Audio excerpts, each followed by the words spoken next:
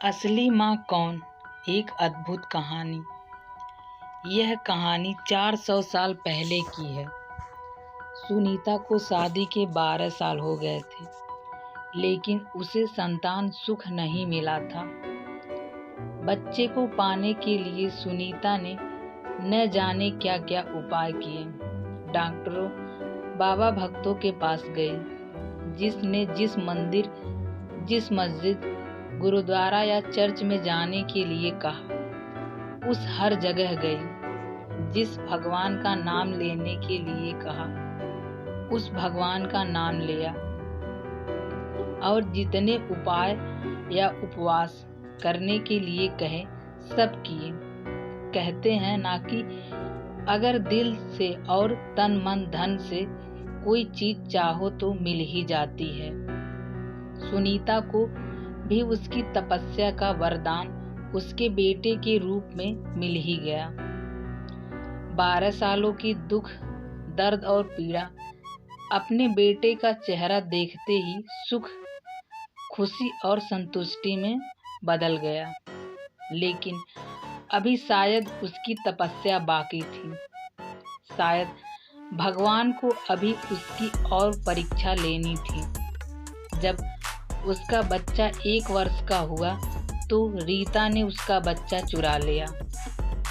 सोचिए उस माँ की मन स्थिति क्या होगी, जिसने दुनिया में सबसे ज्यादा जिस बच्चे के लिए अपनी जिंदगी जी थी, उससे उसका बच्चा ही छिन गया हो।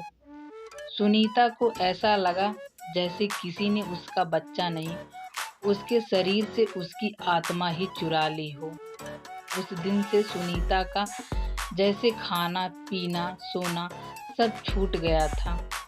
उसे ना भूख लगती, ना प्यास लगती, ना नींद आती। हार मान जाए वह माँ कैसी। अपने बच्चे को ढूंढने में उसने जमीन आसमान एक कर दिया और आखिरकार उसने अपने बच्चे का पता लगा ही लिया। वह पहुंच गई उस चोर रीता के पास अपने बच्चे को वापस लेने के लिए। जब बच्चे की मां ने उस चोर रीता से अपने बच्चे को वापस पाना चाहा तो रीता ऐसा जताने लगी जैसे वह उसका खुद का बच्चा हो। जब सुनीता को लगा किसी भी तरह से बात बनती नजर नहीं आ रही है, तब वो इस मुद्दे को राजा के पास लेकर गई। राजा के दरबार में दोनों हाजिर की गईं। दोनों ही उस बच्चे पर अपना पूरा हक जताने लगी।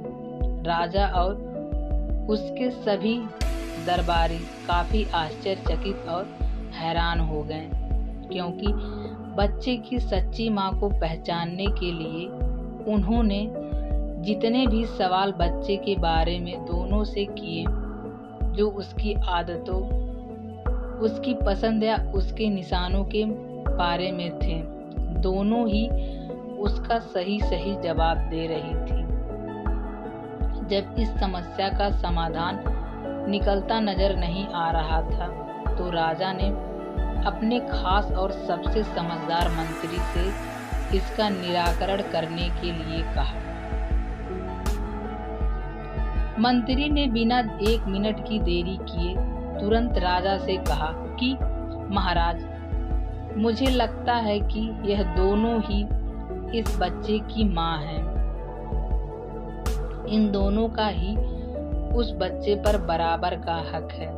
अगर आपको न्याय ही करना है तो सबसे बेहतर तरीका यही होगा कि आप बच्चे के 2 टुकड़े कर दीजिए और एक एक टुकड़ा दोनों माओं को बांट दीजिए। मंत्री की ऐसी बात सुनकर राजा के साथ साथ दरबार में हाजिर सभी लोग उनकी तरफ आश्चर्य से देखने लगे। राजा ने सोचा कि मंत्री की ऐसी मूर्खतापूर्ण बातों के पीछे जरूर कोई रहस्य होगा। वह बिना सोचे समझे ऐसी बात कभी नहीं कर सकते।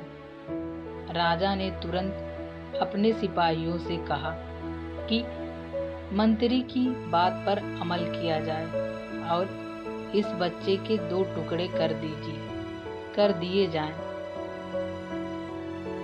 बच्चे की असली माँ सुनीता ने यह फैसला सुनते ही राजा के पैर पकड़ लिए और बोली, महाराज, मुझ पर इतना जुल्म मत कीजिए।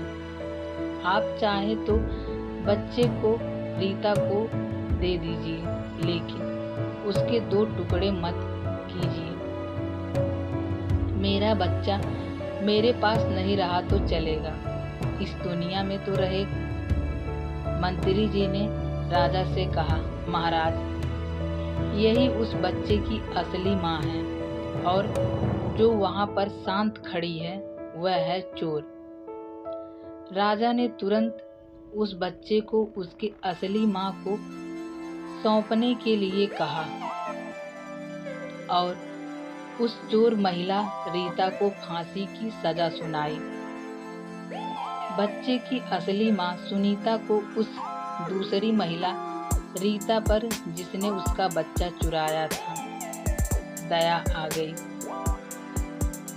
क्योंकि उससे मिलने के बाद उसे यह पता चला था कि वह भी उसी परिस्थिति से गुजर रही थी जिससे वह 12 सालों से गुजरी थी। रीता ने अपने बांझपन के चलते अपनी गोद भरने के लिए उस बच्चे को चुराया था और चुराने के बाद भी वह उस बच्चे को अपने खुद के बेटे की तरह प्यार करती थी।